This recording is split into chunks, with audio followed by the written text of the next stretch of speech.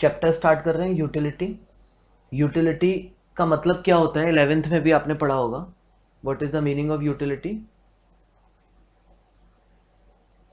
So satisfaction. Satisfaction. Satisfaction. और consumer का ना सारा बिहेवियर उसके सेटिस्फैक्शन पे निर्भर करता है। अगर सेटिस्फैक्शन हो रहा है कंज्यूमर को तो वो पैसा दे देता है, सेटिस्फैक्शन नहीं हो रहा तो पैसा नहीं देता। तो जो चैप्टर का नाम है ना, थ्योरी ऑफ कंज्यूमर बिहेवियर, वो सारा बिहेवियर डिपेंड्स ऑन, किस पर डिपेंड करता है? यूटिलिटी पे। तो यूटिलिटी का मतलब होता है सेटिस्फैक्शन। अगर मैं आपसे पैसे ले पा रहा हूं तो इस वजह से ले पाऊंगा कि आप सेटिस्फाइड होने चाहिए। अगर आप सेटिस्फाइड नहीं है तो फिर मुझे पैसा नहीं मिल पाएगा। तो जितने भी प्रोड्यूसर हैं इकोनॉमिक वर्ल्ड में, वो पहले ये बात अंडरस्टैंड करते हैं कि हम कंज्यूमर से पैसा तभी ले पाएंगे जब वो सेटिस्फाइड हो। और हायर सेटिस्फेक्शन पे हायर पैसा दे देगा, लोअर सेटिस्फेक्शन पे लोअर पैसा देगा। एग्रीड करते हैं या नहीं? एग्री और not? Yes, sir. Agree. Yes. Now Agree, sir. Utility is different, it is different from usefulness।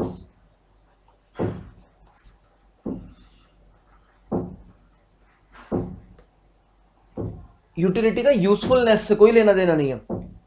हो सकता है कोई चीज मुझे सेटिस्फाइड कर रही हो बट वो इतनी यूजफुल ना हो, लेकिन सेटिस्फाइड बहुत कर रही है। बताइए मैं उसका पैसा दूंगा या नहीं? देंगे सर। यूजुअली लोग दे ही देते हैं, कहते भी ना कि यार यूजलेस चीज खरीद लें। जैसे अगर हम बात करें तो कोल्ड ड्रिंक्स वगैरह हैं, ये हमारे लिए यूजफुल नहीं है बट फिर भी लोग पीते हैं। लिकर्स हैं, that is not useful but उसका खूब पैसा देते हैं। तो यूजफुलनेस पर बिहेवियर नहीं होता कभी भी कंज्यूमर का। कंज्यूमर का बिहेवियर हमेशा किस पर होता है? Utility, that is satisfaction. और जब तक आप कंज्यूमर का बिहेवियर अंडरस्टैंड नहीं करेंगे माय डियर, आप इस इकोनॉमिक वर्ल्ड में काम ही नहीं कर सकते। आप एज एन ओनर आप पैसा वसूल ही नहीं कर सकते। अगर आपको पैसा कंज्यूमर से अच्छा वसूलना है तो आपको यह समझना पड़ेगा कि कंज्यूमर जितना ज्यादा सेटिस्फाइड होगा हम उतना ज्यादा पैसा उससे ले सकते हैं। और कंज्यूमर को भी समझना पड़ेगा कि मैं पैसा तभी दूंगा जब मैं सेटिस्फाइड होऊंगा। नाउ इस यूटिलिटी को अब हमारे यहां जो हमारे सीए फाउंडेशन में इस यूटिलिटी को दो पार्ट में बांटा गया है। एक है कार्डिनल अप्रोच, ये बनाएंगे, और एक है ordinal approach.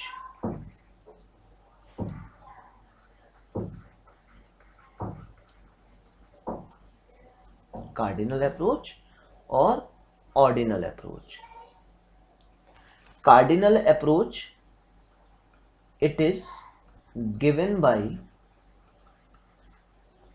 given by Marshall।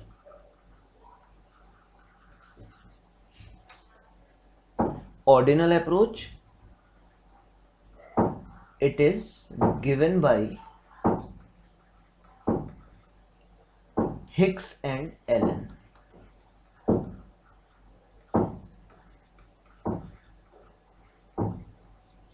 Hicks and Allen, ऐसे हिक्स एंड एलन।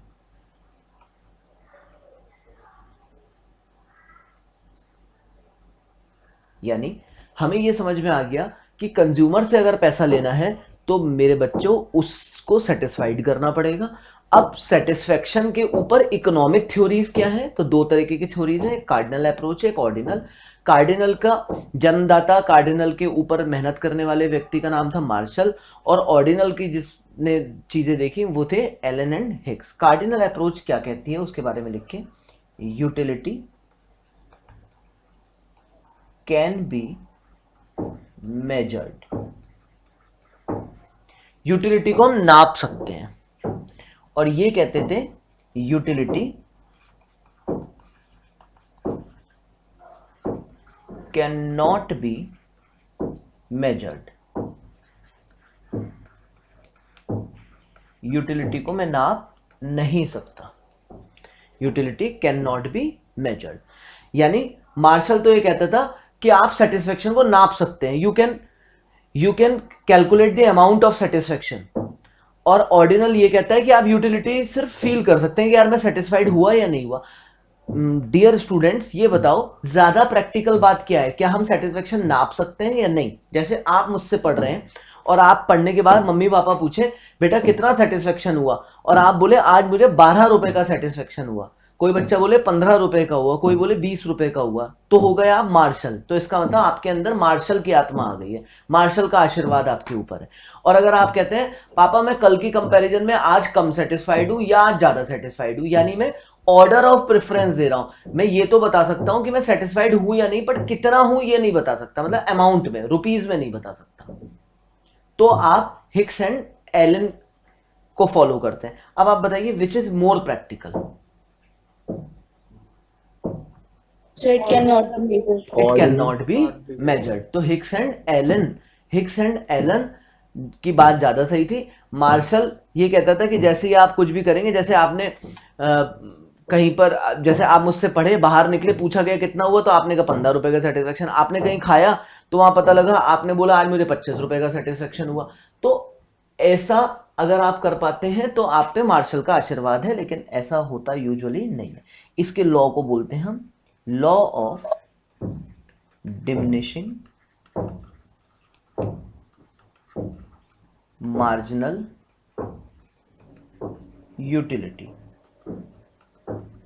यानी इसे प्यार से बोलते हैं हम DMU, diminishing marginal utility.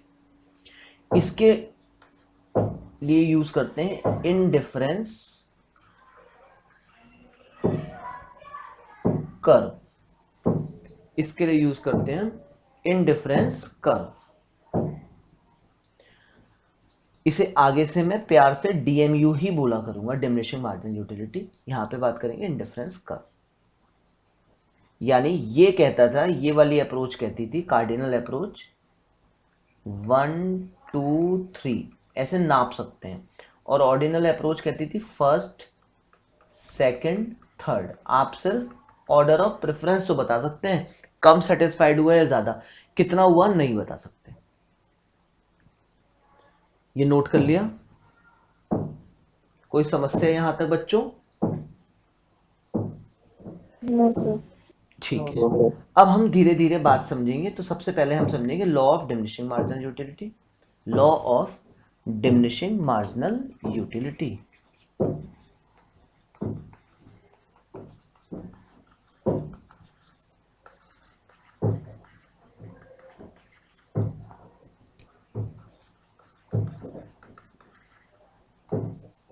That is DMU। किसने दिया था ये DMU?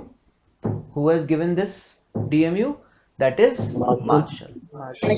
मार्शल भाई क्या कहते थे? मार्शल साहब कहते थे कि यूटिलिटी मतलब सेटिस्फेक्शन, डिमिनिशिंग मतलब गिरता है, और मार्जिनल का मतलब एडिशनल।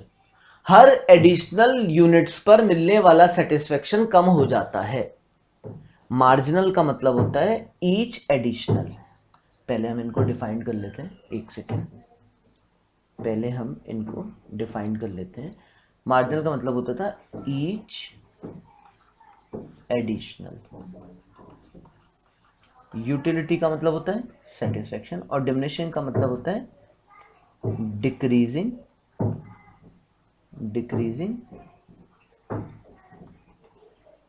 एंड निगेटिव, दोनों इसी के अंदर शामिल होते हैं। अगर मैं कभी बोलूं डिक्रीजिंग तो सिर्फ 0 तक पहुंचेगा, और अगर मैं बोलूं डिमिनिशिंग तो 0 तक भी पहुंचेगा और उसके बाद निगेटिव भी हो जाएगा। तो there is a difference between decreasing and diminishing in economics. If I say decreasing, समझ रहे हैं, तो कोई भी चीज घटते घटते कहां तक पहुंच जाएगी? 0 तक। और अगर मैं बोल रहा हूं डिमिनिशिंग है तो 0 तक पहुंच जाएगी और उसके बाद भी माइनस में जा सकती है। ठीक, तो 3 बातें हैं यहां पर। Law of diminishing marginal utility, diminishing का मतलब गिरना, गिरते गिरते नेगेटिव भी हो जाना, मार्जिनल का मतलब हर एडिशनल, और यूटिलिटी का मतलब सेटिस्फेक्शन। यानी मार्शल कह रहा था कि जैसे जैसे आप किसी चीज को यूज करते हैं उससे मिलने वाला सेटिस्फेक्शन कम होता जाता है। पहले बताइए बात सही है या नहीं है?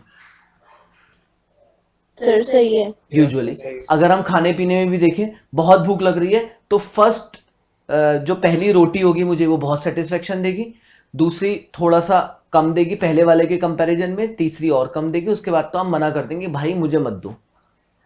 यानी जो आपको बहुत भूख थी बाद में आप बिल्कुल मना कर देंगे। सेम आप पानी में देखिए बहुत प्यास है, first glass of water will give you more satisfaction, second कम देगा और थर्ड में तो आप मना कर देंगे, फोर्थ तक तो उल्टी कर देंगे।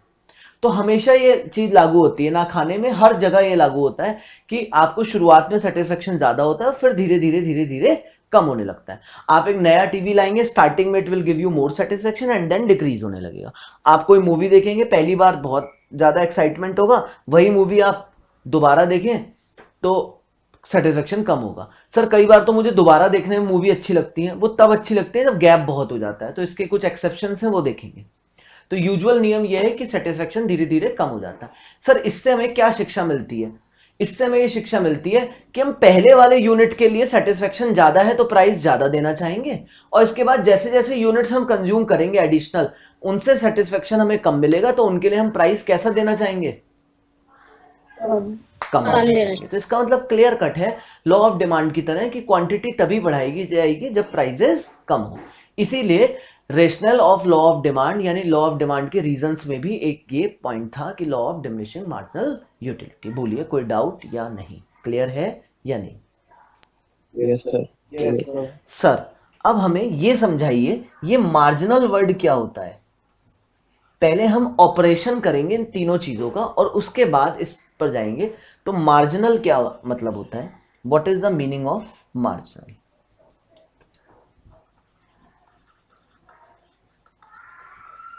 आज पहले इसी का ऑपरेशन होगा, मार्जिनल। मार्जिनल का मतलब मैंने क्या बताया? ईच एडिशनल, हर एक एडिशनल पर को अगर नापना है। जैसे मैं अगर आपसे कहता हूं एक तरफ मैं रख रहा हूं लेबर और एक तरफ रख रहा हूं मैं टोटल प्रोडक्शन, टोटल आउटपुट। एक लेबर 10 यूनिट बनाती है, 2 लेबर 18 बनाती है, 3 लेबर 24 बनाती है। और अब मैं जानना चाहता हूं कि फर्स्ट वाले ने कितना काम करा, तो उसे बोलेंगे मार्जिनल। मतलब हर एक ने इंडिविजुअल कितना कितना काम करा, हर बंदे ने एक्स्ट्रा कितना काम करा। फर्स्ट वाले ने कितना आउटपुट बनाया जरा बताइए? 10. सेकंड वाले ने 18. सेकंड वाले ने 18 बनाया, ये टोटल आउटपुट है। 8. पहली लेबर ने आके 10 यूनिट बनाए, दूसरी लेबर आने के बाद टोटल आउटपुट 18 हो गया, तो दूसरे ने कितना बनाया? 8. और तीसरे वाले ने कितना बनाया? 6। तो जब मैं ईच एडिशनल को नापना चाहता हूं तो उसे बोलते हैं मार्जिनल। एक और क्वेश्चन लेते हैं। लेबर 1 2 3, पहली ने 10, दूसरे के आने के बाद 22 हो गया और तीसरे के आने के बाद 36 हो गया। जरा मार्जिनल बताइए मुझे। 10 12 16 10 12 16 14, ठीक है, 10 12 और 14। अच्छा, पांचवे के आने के बाद ये आउटपुट हो गया 50। अब बताइए मार्जिनल कितना हुआ?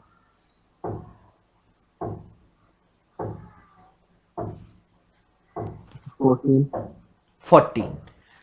यानी आप ये मान रहे हैं कि मार्जिनल का मतलब हुआ अगला और पिछला घटाना, जबकि मैंने मार्जिनल वर्ड में क्या बात बोली थी बेटा? मार्जिनल का मतलब होता है हर एडिशनल, हर एक बंदे ने, ईच, हर एक बंदे ने क्या बनाया।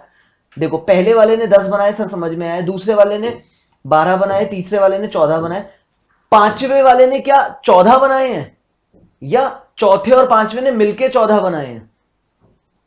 मिलकर 4 यार आप समझो ना, 3 लेबर थी, इसके बाद हमने पांचवी लेबर पे देखा 50 हो गया आउटपुट।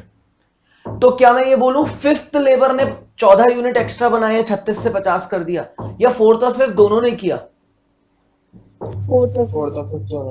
तो इसका मतलब 2 लोगों ने 14 बनाया, तो एक आदमी ने कितना बनाया होगा?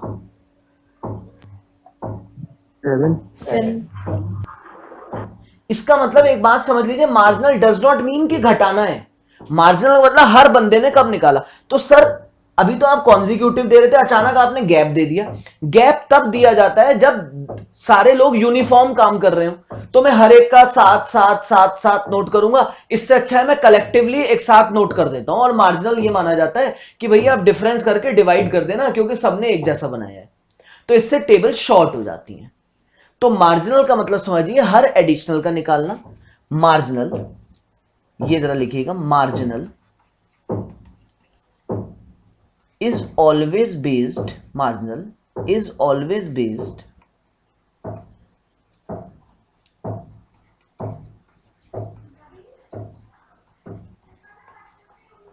on total, marginal is always based on total।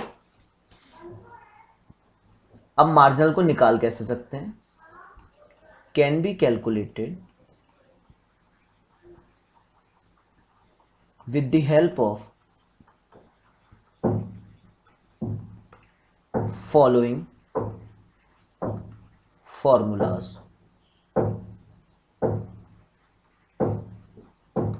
इन फॉर्मूलों की मदद से निकाल सकते हैं। पहला, मार्जिनल निकालने के लिए हम क्या करेंगे, एक फॉर्मूला यूज करेंगे Tn माइनस Tn माइनस 1, और दूसरा हम फॉर्मूला लगाएंगे डेल्टा टी अपॉन डेल्टा जो भी यूनिट्स है, डेल्टा ऐसे ले लीजिए।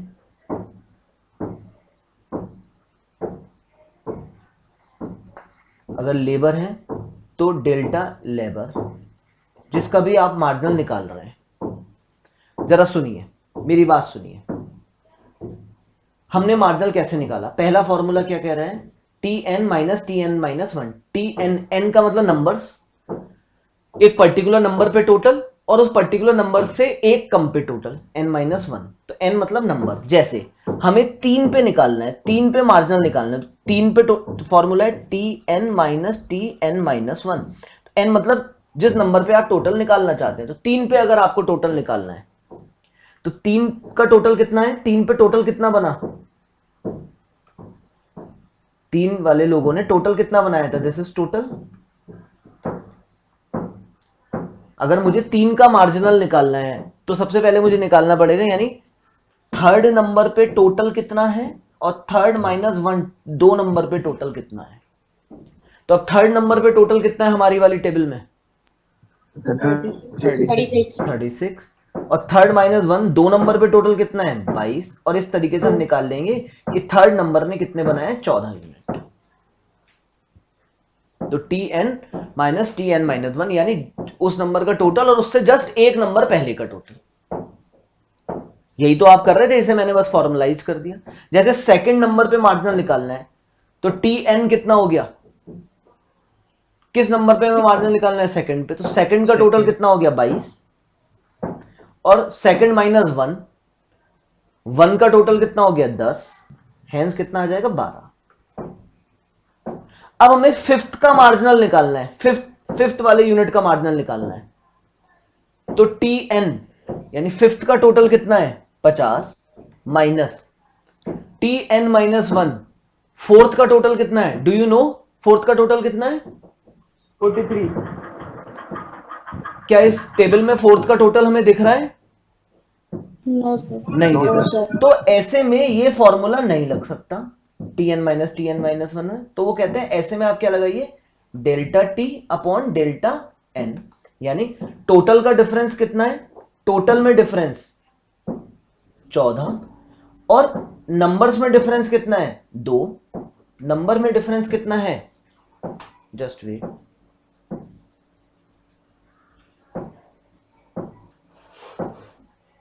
एक सेकेंड।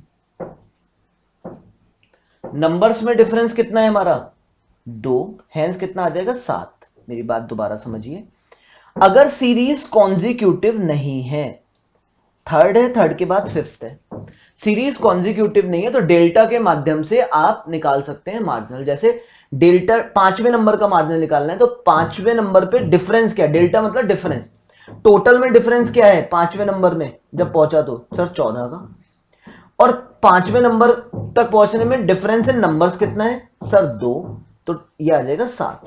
यानी आप दो फॉर्मूले से मार्जिनल निकाल सकते हैं, या तो घटाते जाएं पिछला वाला, पर ऐसा घटाने वाला फॉर्मूला कब नहीं लग पाएगा, जिस समय कॉन्जिक्यूटिव नंबर्स नहीं होंगे, यानी लगातार नंबर नहीं होंगे। अब आपको इतनी बात समझ के जरा मुझे बताना है मार्जिनल इस टेबल पे, यानी हम ले लेते हैं लेबर और हम ले लेते हैं टोटल 1 2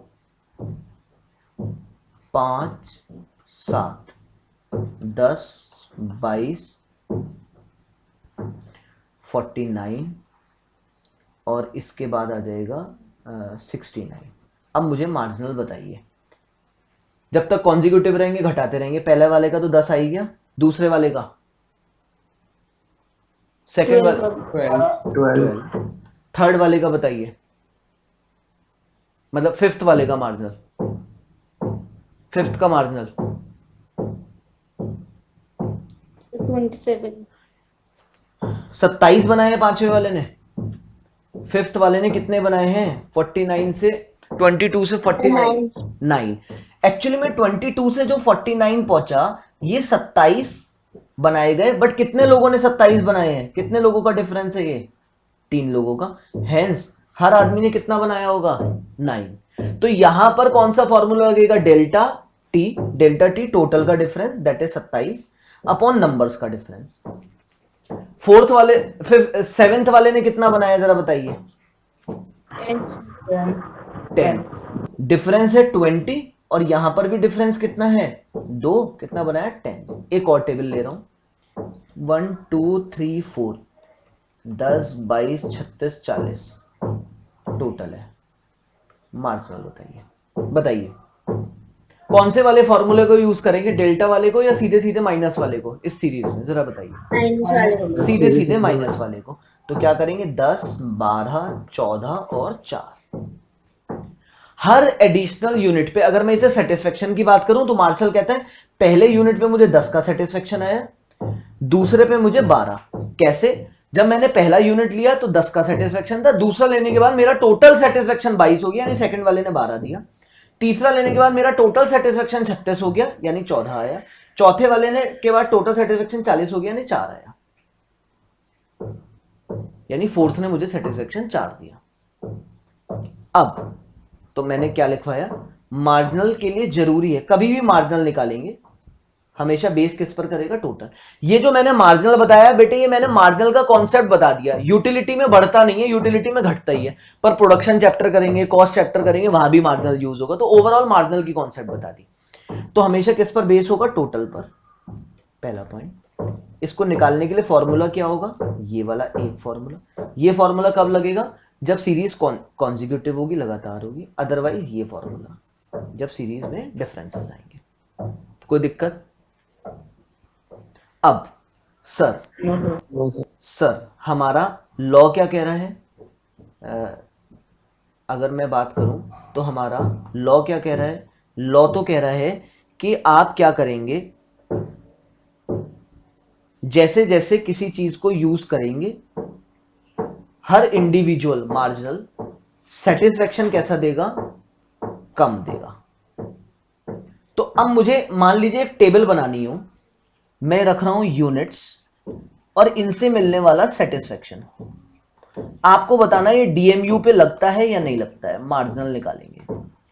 पहले यूनिट ने 10 सेटिस्फेक्शन दिया, दूसरे ने 22 दिया, क्या ये मार्शल की बात पूरी हो रही है या नहीं। अब आप पहले क्या निकालेंगे, मार्जिनल, यानी पहले वाले यूनिट को यूज किया 10 सेटिस्फेक्शन आया, दूसरे से 12 आया। क्या आपको लगता है कि मार्शल का लॉ लग रहा है यहां या नहीं लग रहा है, नहीं लग रहा क्योंकि अगला यूनिट सेटिस्फेक्शन ज्यादा दे रहा है, ये पॉसिबिलिटी नहीं है। अच्छा, अगर मैं 22 की जगह 1 2 10 और 18 कर दूं, अब आप बताइए पहले वाला यूनिट सेटिस्फेक्शन दे रहा है 10 और दूसरा वाला कितना दे रहा है 8। क्या यहां लॉ लग रहा है कि हर अगला सेटिस्फेक्शन कम देता है, हर अगला सेटिस्फेक्शन कम दे रहा है, टोटल बढ़ रहा है, इस टोटल के बढ़ने पे मत ध्यान दो। मार्जिनल क्या है, मार्जिनल हर अगला यूनिट पहले वाले के कंपैरिजन में कम सेटिस्फेक्शन दे रहा है। जरा बताना ये टेबल लॉ ऑफ डीएमयू को फॉलो करती है या नहीं करती? 10, 18, 24, 22 मार्जिनल, ये है total satisfaction. Sir total satisfaction मतलब हम नाप रहे हैं? हाँ, अभी आपके अंदर मार्शल की आत्मा है, उसका आशीर्वाद है। आप ये नाप ले रहे हैं कि पहला यूनिट 10 रुपए का सेटिस्फेक्शन दे रहा है, दूसरा 18 का, तीसरा 24 का, चौथा 22 का। अब आप बताइए क्या लॉ लग रहा है या नहीं? मार्जिनल पहले यूनिट ने कितना सेटिस्फेक्शन दिया? 10। दूसरे ने कितना सेटिस्फेक्शन दिया? 8, तीसरे ने 6, और चौथे ने -2. -2। सेटिस्फेक्शन माइनस में हो गया। क्या ऐसा हो सकता है मैं किसी चीज को यूज करता रहूं और बाद में हाथ जोड़ लूं कि भाई मुझे मत दो, मैं इससे परेशान हो गया हूं? क्या ऐसा भी हो जाता है?